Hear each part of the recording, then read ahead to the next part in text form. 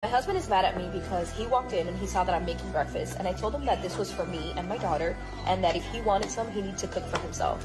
Ito na yung values ng modern day feminist. It's eroding the roles, not necessarily gender roles, but the role itself, na kung saan pwede nyong paghati-hatian yung task nyo sa bahay. Well, maybe yung isa magluluto, yung isa magtatrabaho, yung isa maglilinis, yung isa magkukumpuni. So on and so forth. But right now, as we reap the values of these kinds of movements, nakikita na natin kung paano umaakto yung ganitong klaseng kababaihan or yung mga kababaihan na may ganitong mindset, and it leaves us with more broken families. I told him I was not going out of my way to make breakfast for him. This is only for me and my daughter. Like, if you're that hungry, there's a McDonald's down the street, or there's eggs in the fridge and there's bacon and you can make it yourself.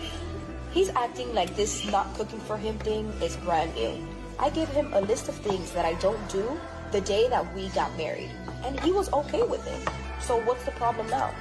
I think the guy hoped that you could change for the better, because that's what we do when we want a better family or a happier life with our partner. We change for the better. Not totally overnight changing, but you know, let's start with the small steps. Ano ba naman yung idagdag mo, yung portion na iluluto mo para doon sa asawa mo? Is that really hard to do? Nagluluto ka na eh. Idadagdag mo na lang yung portion ng asawa mo. But no. Diba? And to add insult to the injury, blinag mo pa. Pinakita mo pa sa buong mundo kung gaano ka kasama sa asawa mo. Diba? And there are people in the comment section who are going to tolerate this kinds of behavior. This is Pinoy Extreme. Have a good day. This is Pinoy Extreme.